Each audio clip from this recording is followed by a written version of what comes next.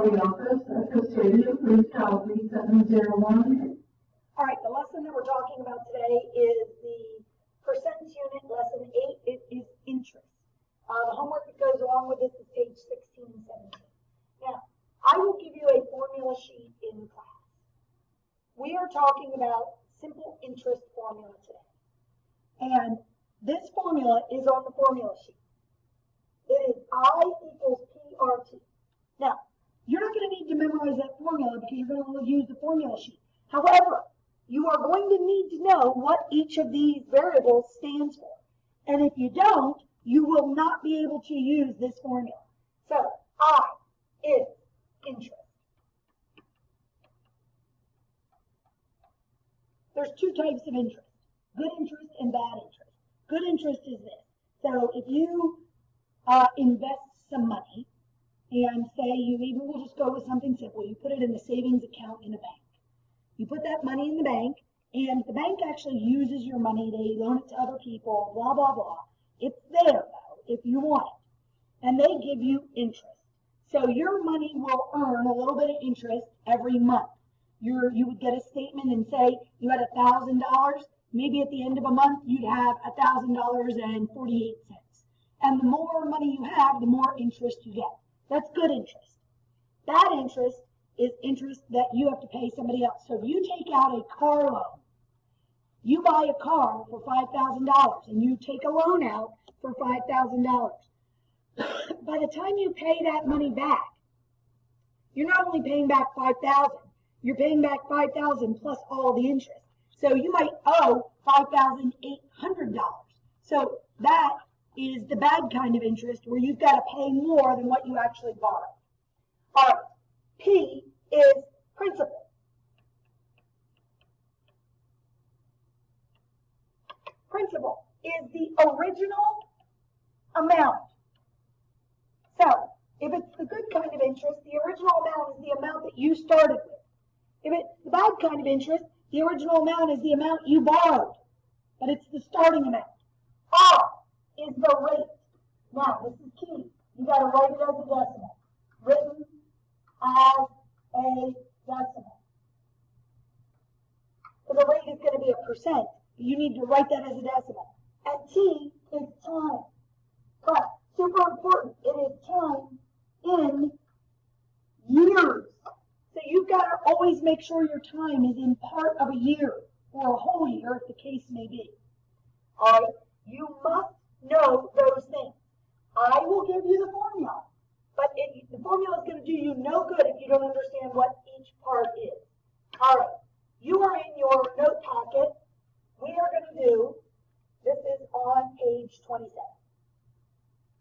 Arnold puts $580 into a savings account. The account pays 3% simple interest. How much interest will he earn in each amount of time? We're going to do part 2, 6 months. So, the formula that we're going to use is I equals PRT.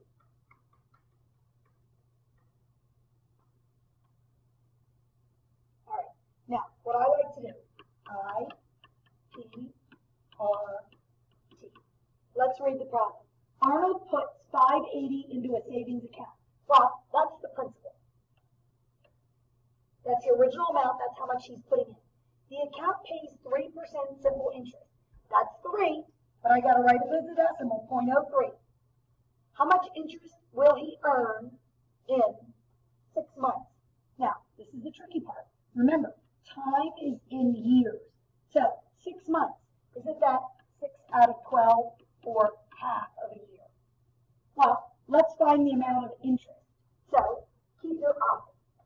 Equals 580 times 0.03 times 1/2. And if you figure that out, you will get $8.70 as your interest. That's your interest.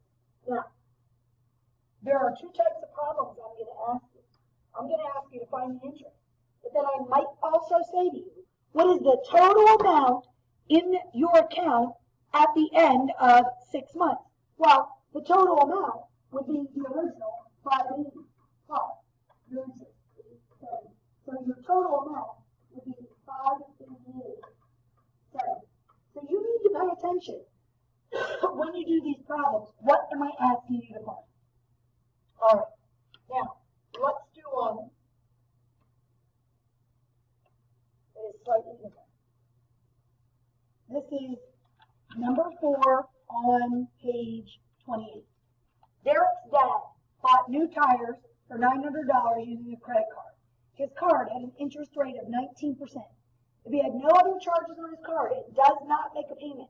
How much money will he owe after 1 month? So, again, we're talking about interest. So you know you're using this formula. And again, I'm going to write all these things down and then figure out what we have. Derek's dad bought new tires for $900. So that's the principal. That's the starting amount. His card had an interest rate of 19%, so 0.19.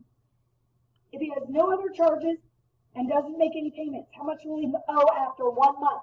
So 1 month, in terms of a year, would be 1/12 of a year. We're looking for the interest. So I equals 900, we're substituting, times 0.19 times 1/12.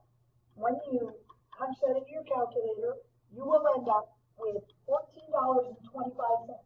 That is your interest, but that is not what they're asking. It says, how much money will he owe? Well, he still owes the 900. Plus, now he owes $14.25. So now, the tires are going to cost $914.25. And that's going to go up every single month. So that's why, you know, when you buy things on credit cards, you got to be careful because you're going to end up paying more than you actually should have.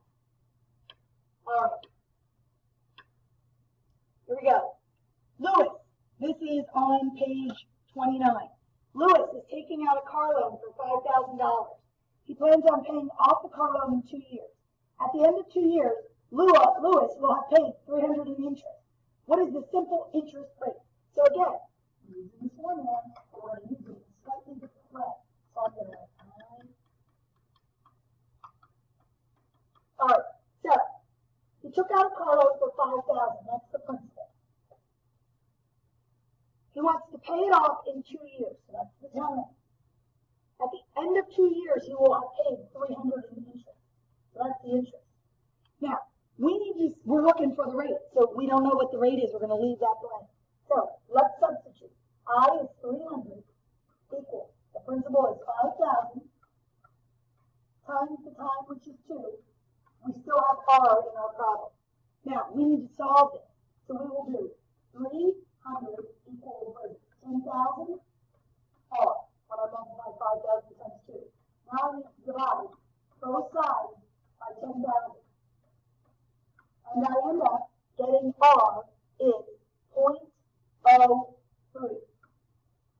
Now, what are they asking? What is the simple interest rate? So, what was his interest rate? 3% is our rate. Because you need to change that back to a percent. All right. Last problem, and I want you to copy this down. So pause the video and copy this down because this is not in your notes. It says, what is the length of time it will take to double the principal of if $80 is deposited into an account that earns 4% simple annual interest? So, again, using this formula, I'm going to put all of these over here to organize ourselves. So, what is the length of time? So we don't know time. We're going to leave it. That it will take to double the principal. It's 80. So the principal is 80. If I want to double that, won't my interest need to also be 80? Because that'll double. And 4% simple interest, so 0.04. So we want to earn $80 in interest. We're investing $80. Our rate is 0.04. We want to know the time t. So multiply 80 times 0.04, and I'm going to get 3.2. Divide both sides by 3.2, and I end up with t is 25. So it'll be 25 years. So if you put $80 into an account that earns 4% simple interest it would take 25 years to double